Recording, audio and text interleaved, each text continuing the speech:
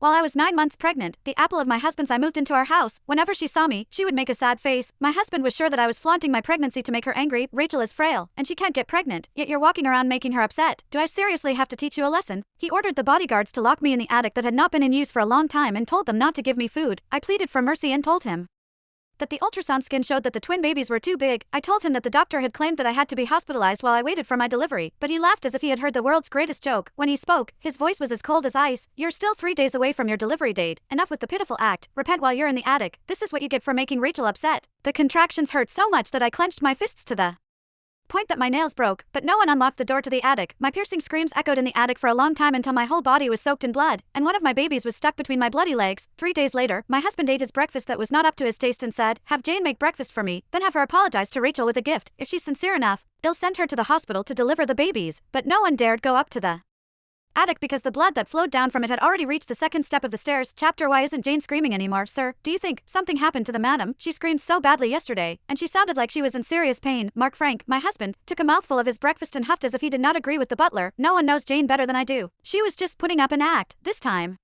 he'll teach her a lesson so that she won't bother Rachel again. The butler cast a glance at the attic and stammered, "But the madam is pregnant with twins, and the doctor did say that she needs to be hospitalized ahead of her delivery date for a safe delivery." Mark paused while eating his breakfast and relented a little. "Is that so?" He dug around his bowl for a bit before a hesitant look appeared on his face. "Fine. Have Jane make breakfast for me before she apologizes to Rachel. It's her delivery date today, so if she delivers a sincere apology, he'll send her to the hospital." He then heated up some milk and went to the guest bedroom. On the bed was Rachel Foster, and she was breathing evenly. The blanket slid to her shoulders, and her alluring figure was visible. It made Mark gulp. After staring at her for a long while, he finally looked away before bending down to kiss her. Rachel opened her eyes slowly and stretched before she pouted and grumbled, "Mark, you're being incorrigible again."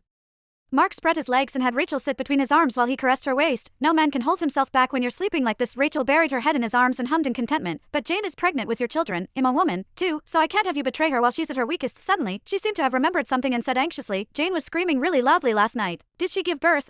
Even if Jane was screaming so badly, I'm jealous. If I could carry your children, no matter how much it hurts during delivery, I'd still be happy. Would she still be happy? I had become a ghost and was drifting around them. The floor in the attic was covered in blood. On the walls were deep gashes that were stained with bits of my flesh and nails because I had dug into them in pain. Chapter 1 had also torn up my lower part to be able to deliver my babies. After I pulled my first baby out, I found that he was no longer breathing. At that time, blood gushed out from between my thighs, and the second baby was at the torn opening. The sticky blood smeared my hair, and I hugged my bloody firstborn as I stopped breathing. My eyes were wide open. How would Mark react if he saw this? But he only cared about hugging Rachel right then, and he spoke in a regretful, guilty tone. "It's my fault. I shouldn't have let Jane show up in front of you and make you sad. I swear that this will be the last time she's pregnant with my babies."